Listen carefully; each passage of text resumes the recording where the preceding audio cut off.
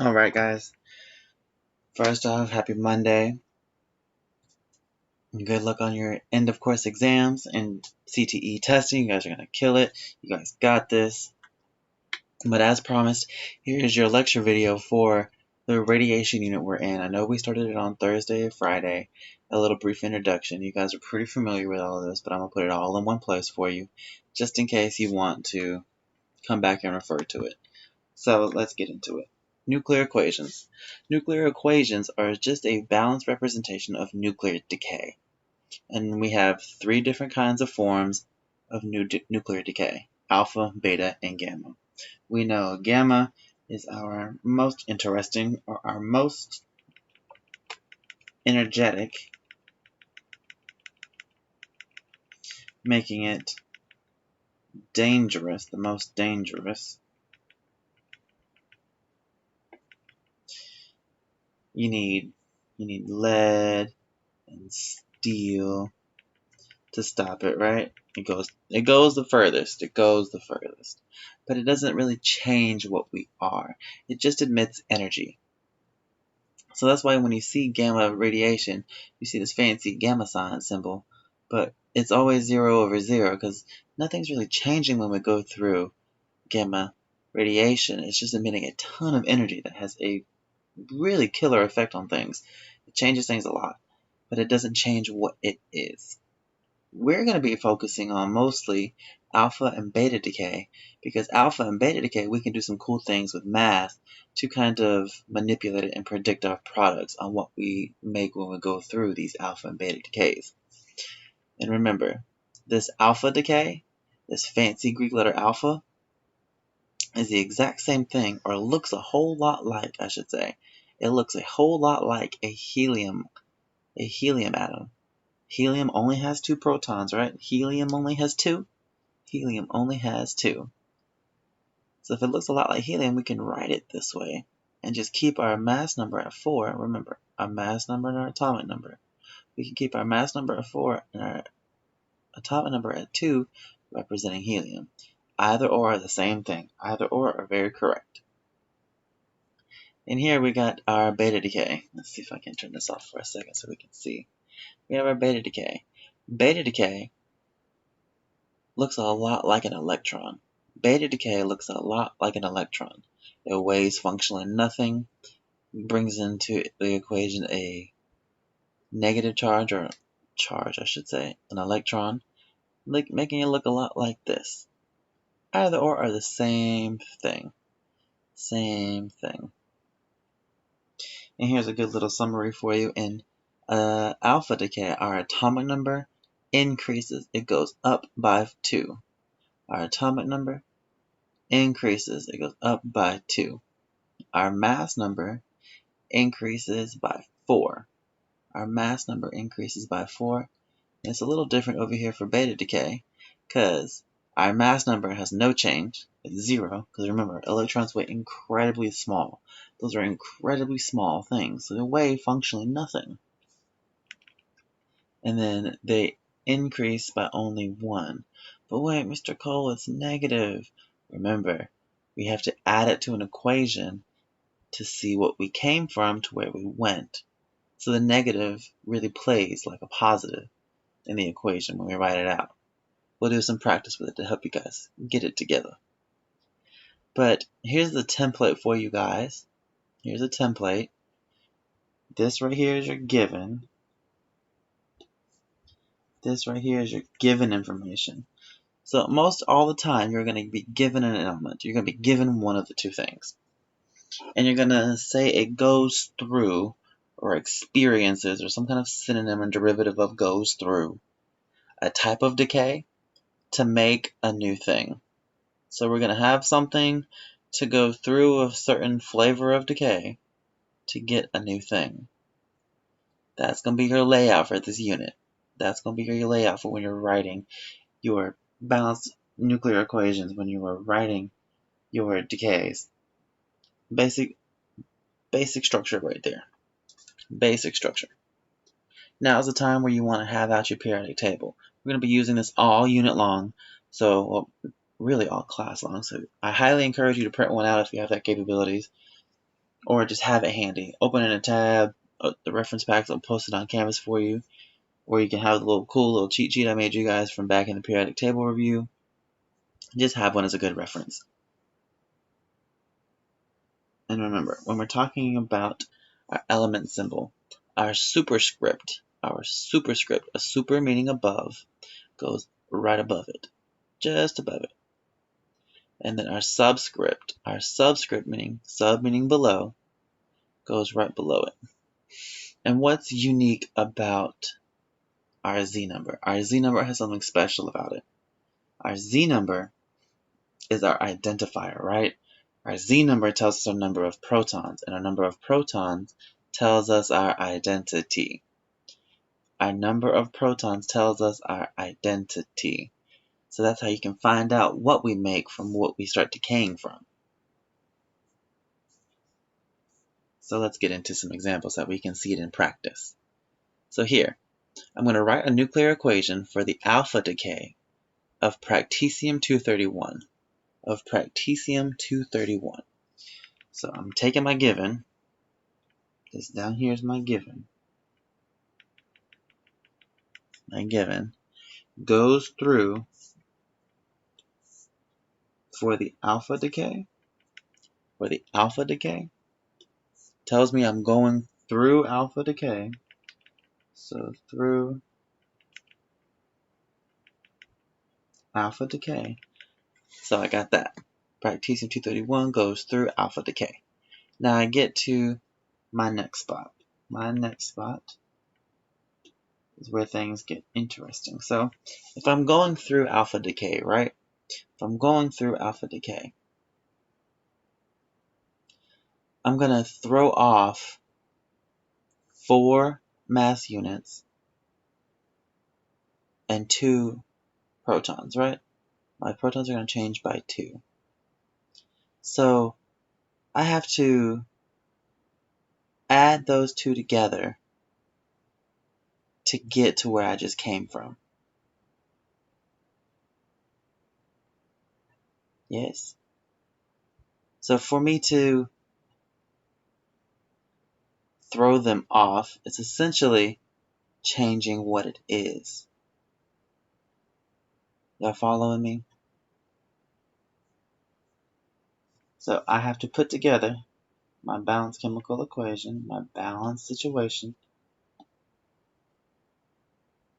So I have an alpha particle here that's changing our mass units by 4. It's changing our mass units by 4. Remember, let's scroll back up for a second. In general, our atomic number will increase by 2, and our mass number will increase by 4.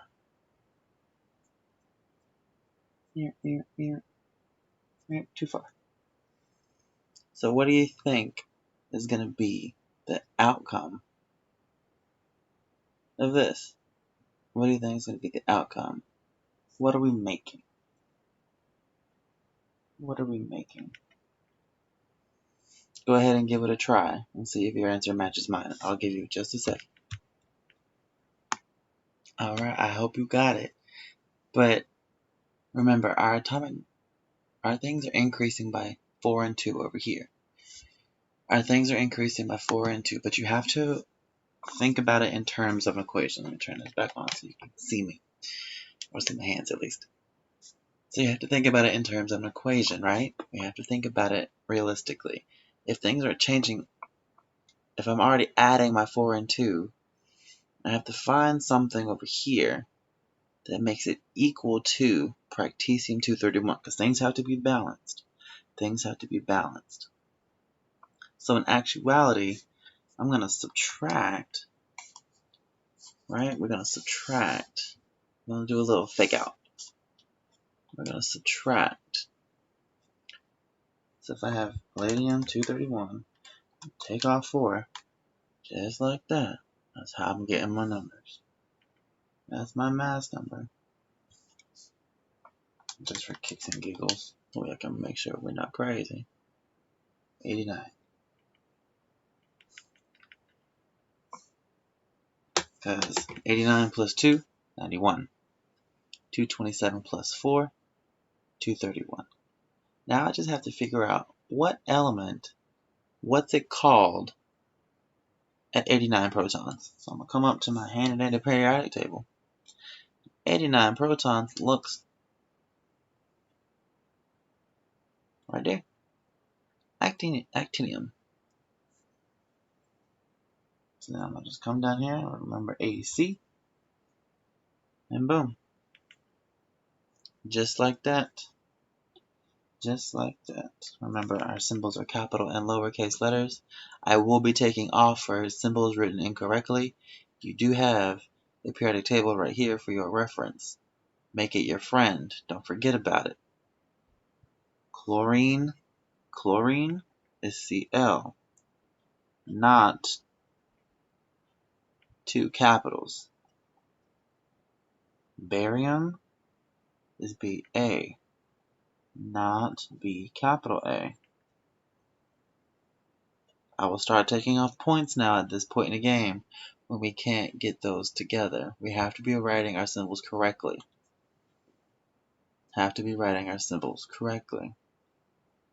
Let's try this one. Our beta decay. Write a nuclear equation for the beta decay. So it already tells us what we're going through. It'd be real nice. The beta decay of SM-149. SM is samarium, I think. Samarium. Yeah, samarium. So let's see what we can do with samarium-149. If I know we're going through beta decay, I know for a fact we're going through beta decay. So I'm going to put samarium through beta decay. And beta decay is our one that looks like an electron, so I'm going to just bloop, bloop, bloop, and add it together. So if I have to plus a negative, right? If I have to plus a negative,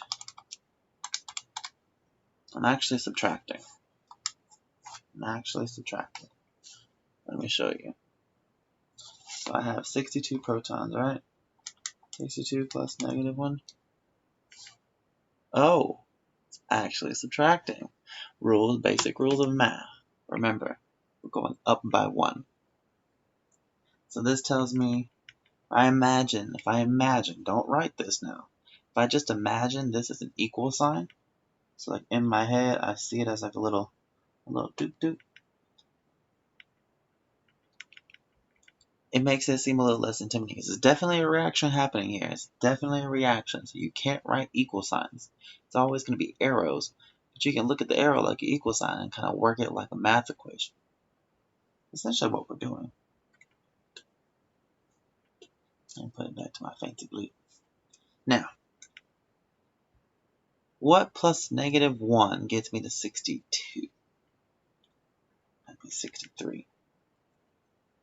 Like I just proved to you 2 seconds ago on my calculator. We're not tripping. Element number 63. Excuse me, 63. Yeah, I thought it was 62. 63 is europium. It's EU. I'm still missing something. It's going to be our mass weight right here. And remember, it doesn't change. So we're just going to carry it over. Boom. Because 149 plus or minus 0 is 149. It's pretty straightforward stuff. Let's do another example. Let's write the nuclear equation for the alpha decay.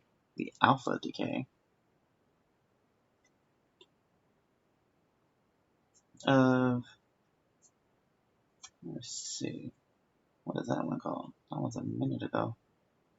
Galdidium 150. So we're going to take our given, right?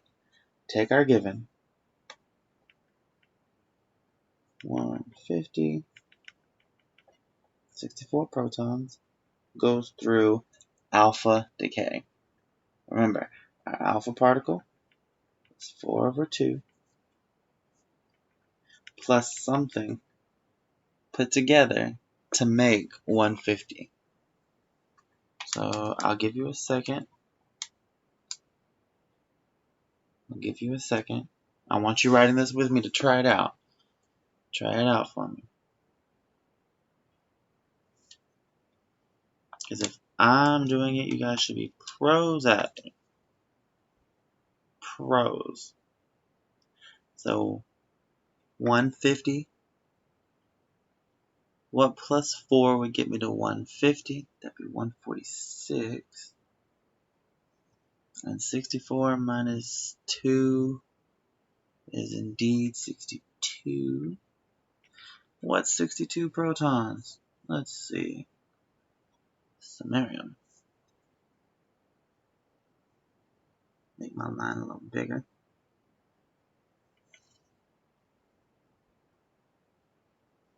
And now if you want to just double check your math, on this side, it matches this side, and we're balanced. So 146 plus 4 is indeed 150, because 6 plus 4 is 10, 150. We're at 40, plus 10 is 50. Boom, done. 64 plus, and then 62 plus another 2 is 64. Boom, we're done. And remember, we're not doing anything with gamma. We're not doing anything with gamma. Because gamma's functionally not a lot interesting for us. We can't do much with it. Because it's not really changing the mass or anything, it's just changing its energy state. And that's a whole different level that we're not going to mess with in this class. We're going to be focusing on these two. We're going to be focusing on those two. So now let's get into our last example here. Alright, the nuclear equation for the beta decay. The beta decay. LR103, 263. Boom, check our given. 263, 103. Boom. Goes through beta decay. Beta decay.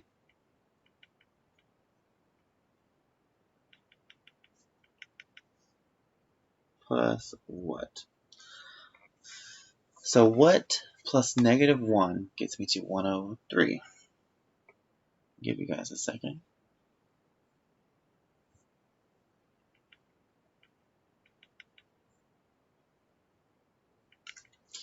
Be 102.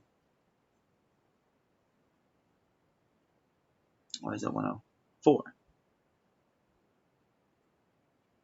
Is it 102? 104.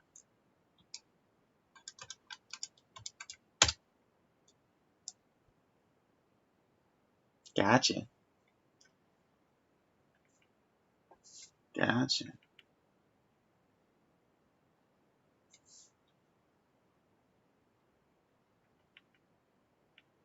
It's 104. Because remember, we have to balance our equations. Our right side has to equal our left side, always.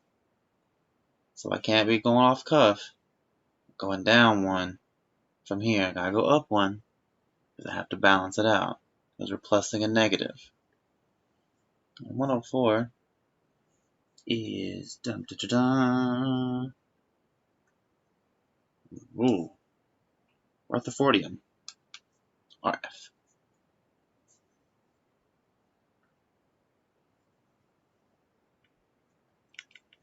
Easy, breezy, beautiful.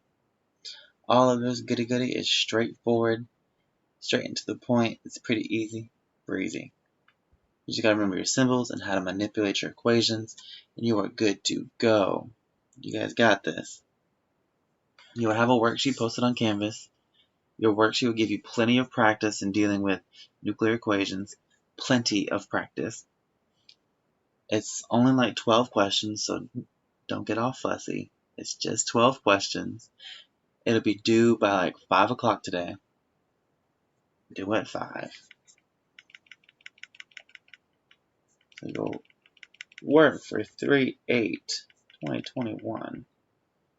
The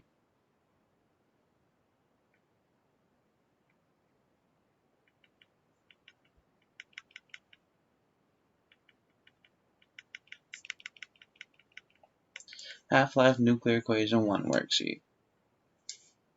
If you've been playing along, I've done some of them for you, so you already got those answers. And that's due at 5 o'clock p.m. Due at 5 o'clock p.m. And that will be your attendance for lecture today. Be your attendance for lecture today. So make sure to get it done. Make sure to get it done. All right. Let's keep it pushing. In our unit, we talked about these concepts of fission and fusion. Fission and fusion. Fission is when a bigger molecule, so we got our big molecule, gets busted up. Gets busted up into smaller ones. Kind of splits. Kind of splits. Kind of splits. Not pencil. It splits. And it's a chain reaction that emits a tremendous amount of energy. Lots of energy can be made from this. We use it all the time. About 20% of our nuclear energy comes from reactions like this. It powers America, in a sense. And then we got fusion. Fusions where two things are pushed together. Fusions are pushing things together to make bigger things. And that takes an incredible amount of energy, a huge amount of energy to do that. It's very, very hot. It happens on things like stars, like our sun. To push those atoms together, it's going to be incredibly hot. But it releases a huge amount of energy that we could utilize one day. But the kicker to understanding fusion is you got to be able to contain the sun. Imagine putting all the energy of the sun into one battery. That would power a city for a very long time and would make you a very rich person to have designed and engineered such a battery. It'll be a challenge for my engineer folks later on in life, but if you can contain the sun in a battery, you'll be sitting pretty for a very long time. And solve the power struggle for a lot of people. That's your overview on fusion and fission, and we'll have some more activities later on in the week explaining the two differences pretty clearly for you. But now, just so everything's in one spot for you, I'm going to talk about nuclear equations, half-lives, fission and fusion, all in one video so y'all can just come back to the same spot to get all the information you need. So now we're going to get into half-lives. Half-lives in radioactivity are this idea of a change in neutrality over a given amount of time. But here in physical science, we are going to deal with just first-order kinetics. First-order kinetics is pretty straightforward when the rate of change is constant. Our rate of change is constant, and it's always by half. There's not very many alwayses in this class, but right now in half-life, it's going to always be divided by half. Always divided by half. This is your friendly reminder. Of how we're going to write our situations out in nuclear chemistry. In nuclear chemistry.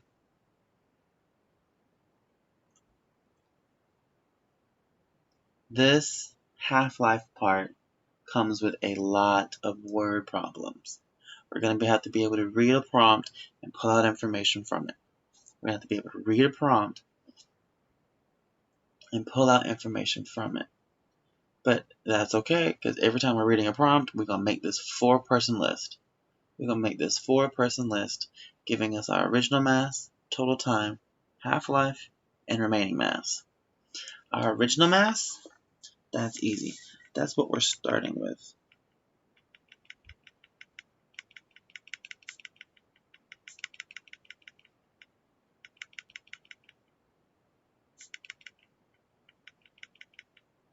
And you can think about it like how much of who.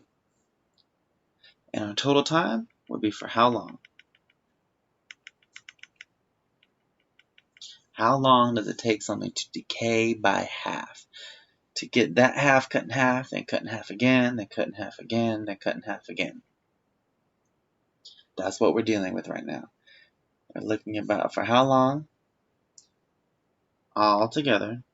So like for how long all together. And then we're going to look at for what's my half-life. Half gone? Half gone by when? So things can have a half-life of days, months, even decades, like 10 plus years, or centuries, or millennia, or eons. It just depends on what you're talking about. Like uranium has an incredibly long half-life. Incredibly long. That's why it makes it such a good power source, because it can last for forever. And then remaining mass is what we're left with.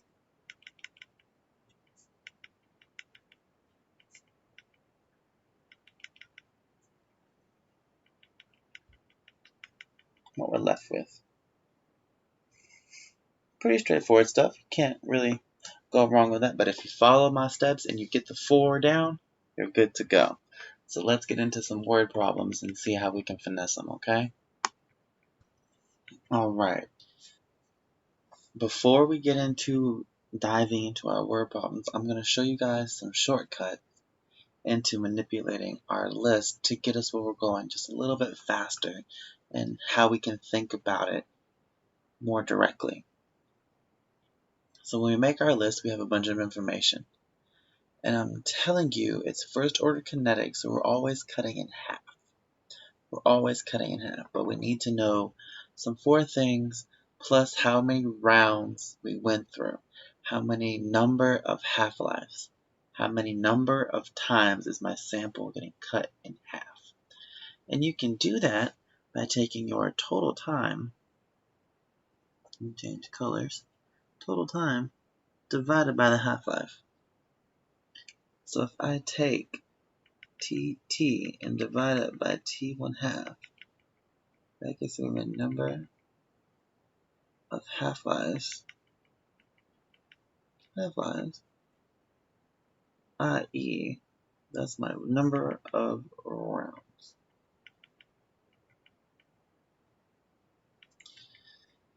It's my number of rounds. That's how many times my samples was cut in half. Cut in half, cut in half, cut in half. Until basically there was either none left or it was a completely different thing, or whatever the case may be. And then for me to go from my original mass all the way down here to my remaining mass, I was cut in half. We're going blue, blue. I'm going to divide, I'm going to cut in half. However many number of rounds I did. So we're going to put that 2 to an exponent, to a superscript, to an exponent. I'm going to just call it x. We can call it x with a circle if that's what you want. That's cool too. Or we can go the other way, coming from remaining mass back to original mass, by saying I'm going to multiply it by 2 to an exponent of however many number of rounds we're going through. But this is a pro tip. You can't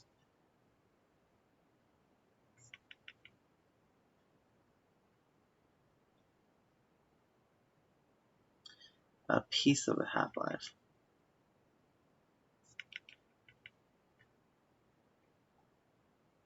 So they're always usually whole numbers. That'll make your life easy. So let's get into some examples, shall we? Our example says, how much of a 100.0 gram sample of AU-198 is left after 8.10 days if its half-life is 2.70 days? So we're looking at how much gold is left after it decays for 2.7 days. Remember, these kinds of problems are a change in neutrizzle for Shessel. Change in neutrizzle. There's Snoop getting to it. We're getting at it. So it's a change in neutrality. It's changing the number of protons, so it's going to be changing our weight. It's going to be changing our weight up here. Our protons, our number of protons isn't going to change because we're not putting it through radioactive decay. We're just showing you its half-life. Showing you the half-life explicitly. So let's see. I need my little tree, my organization helper.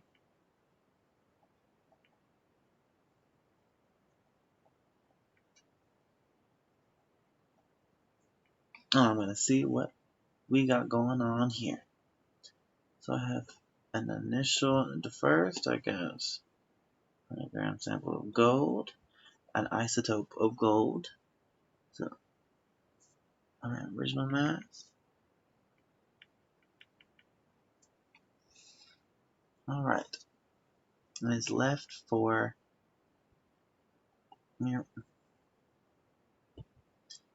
and left after 8 days. Sounds like my total time to me.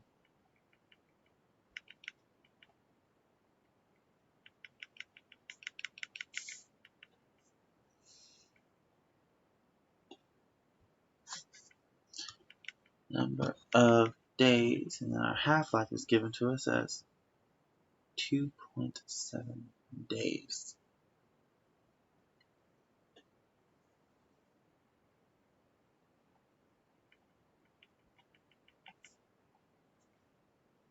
And it's looking for our half-life, so we're just going to call that X. We're just going to call that X. Now what? Now what, Mr. Cole, that you guys doing all this crazy work?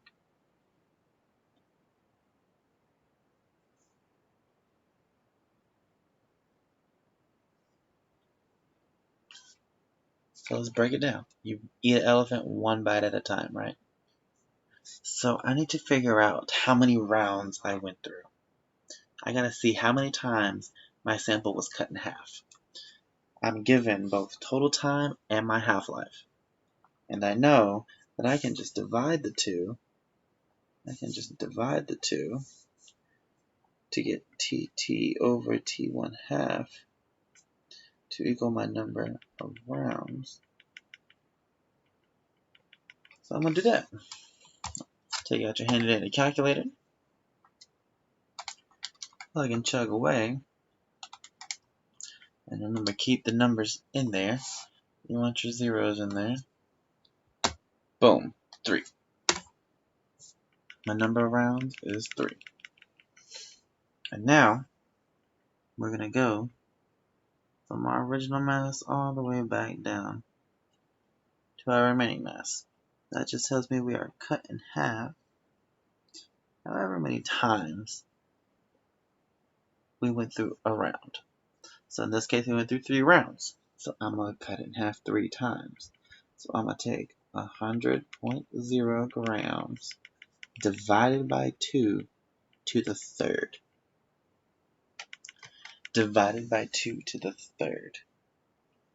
Boop, boop. And that will give me, and remember, keep the parentheses in your calculator just to have good practice. Because when we start rolling in like things like scientific notation, it's going to get a little crazy if you don't put it in parentheses. We're going to have 12.5 grams left after 2.7. No. After 8.1 days. After 8.1 days, we're going to have 12.5 grams left.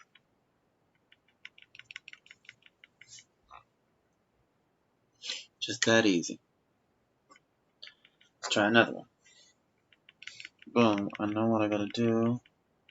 Original mass, total time, half-life, and my remaining mass. Let me see what it gives me. I have a 50 gram sample of nitrogen 16. That sounds like an original mass. So let's go ahead and write that. Under 50 gram sample of nitrogen 16 decays to 12.5 grams. That sounds like a remaining mass. It decays 2. We say decays 12.5 grams in 14.4 seconds. Sounds like total time to me. What is its half-life? So here, I'm looking for my half-life. I'm looking for half-life. And the best way I've found to do this is just to take your original mass and divide it by 2 until you get to your remaining. So you're just gonna keep it simple. And hand it in your calculator. Divide by 2. Divide by 2 and keep on conquering until you get there. So I'm gonna cut it by 2 and that equals 25. And every time you divide by 2, help yourself out. Help future you out. And make like a little notation of how many times you've divided by 2. So then you just keep on dividing. 25 is not 2. Pretty close though. And look at that. Look at that. Easy, breezy, beautiful. So I know I've went through 2 rounds.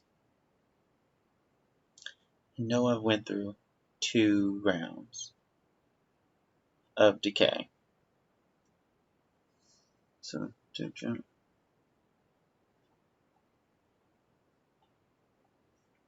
now I gotta see how long 1 round is. So how do you think I'm gonna do that? I'll give you a second to write out your math and follow it for a second. So give it a try. How long is 1 half-life of nitrogen-16? I hope you're following along. And we tried it out, so let's check our work. If I need to find out how many times 1 half-life is, how long 1 half-life is, and I know I went through 2, I'm gonna just take my total time, so my total time divided by 2, which is my number of rounds,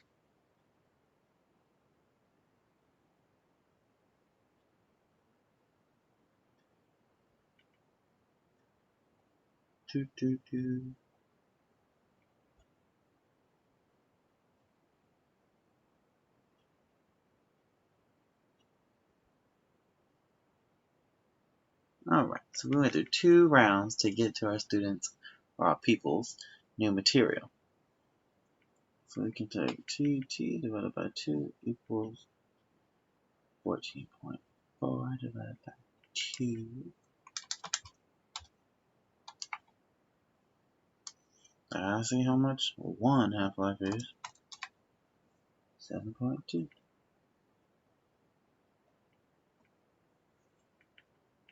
Well, let's make our 7 a little better for you guys.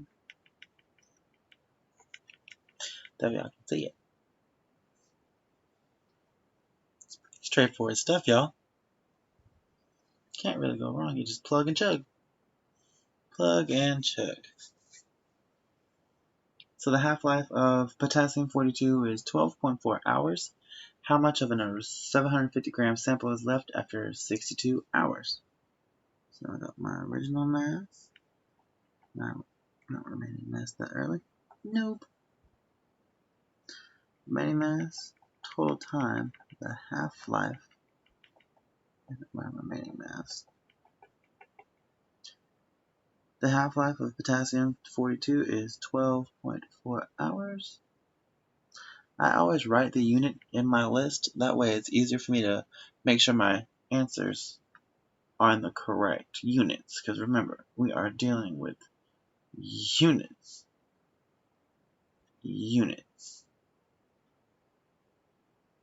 But if times in seconds, times just in seconds. Let's see. And how much of a 750 gram sample is left? So how much of a is left? I want to know is left after 6.62.0 hours. So my total time, that sounds like a total time. I'm just gonna plug and chug. I'm gonna take my TT over my half-life. Boom. That gets me 62.0 divided by 12.4. 5. 5. So now I'm gonna cut my original mass in half 5 times. So if it helps you put it in a calculator, you can do 750 divided by 2, which would get you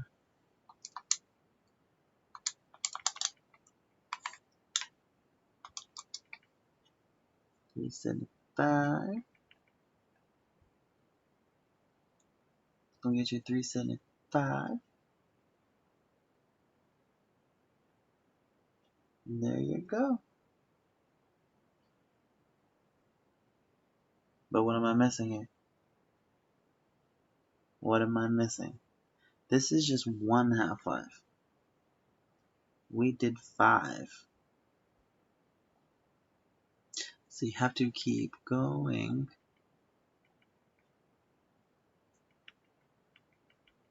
Or use the exponent. We have to use the expo. You know, you can sit here and divide by 2, so it'd be like 750. Divide by 2, divide by 2, divide by 2, divide by 2, divide by 2. So you get to whatever your answer is. Or you can use the exponent and do it all at one time. It'd be easy breezy. But use parentheses.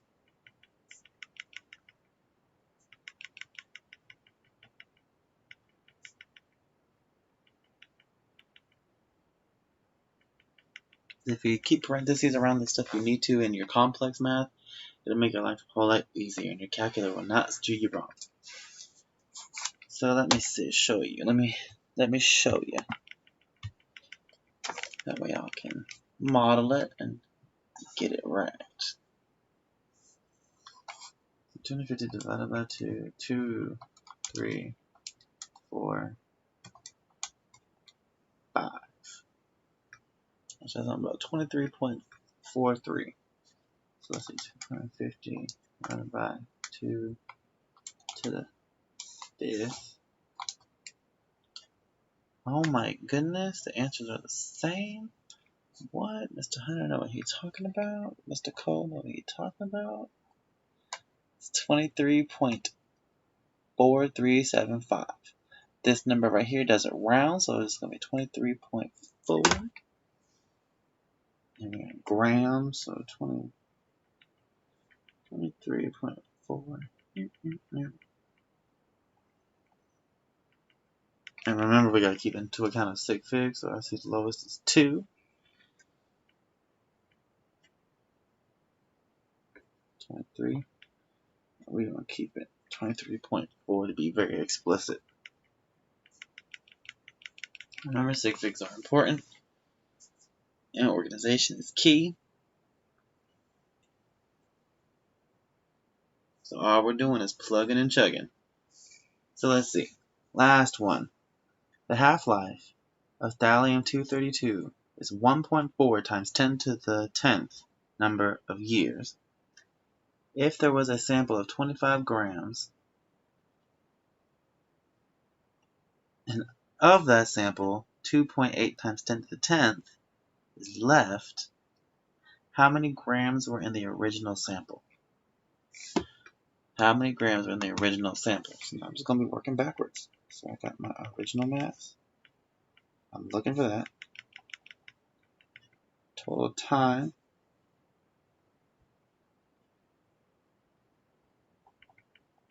The half-life. And my remaining balance. My remaining balance was 25 grams. And my half-life of thallium-232 is, that's not it. 1.4 times 10 to the 10th. The sample of 25 grams is left after total number of years, so total time, 2.8 times 10 to the 10. And boom. We're just going to be working our way backwards. We got to work our way up the hill. So if I come down, I'm dividing by 2. To go up, I'm multiplying by 2. So remember, multiplication undoes division. We are familiar with this. So let's go. We got to find a number of rounds. How many times we went through a half-lives. Let me do some parenthesis work and use parentheses when you're typing this into your calculator. I promise you, use parentheses. So parentheses, 2.8 times 10 to the 10th. That's what something it should look like. Divided by 1.4 times 10 to the 10th. Oh, no.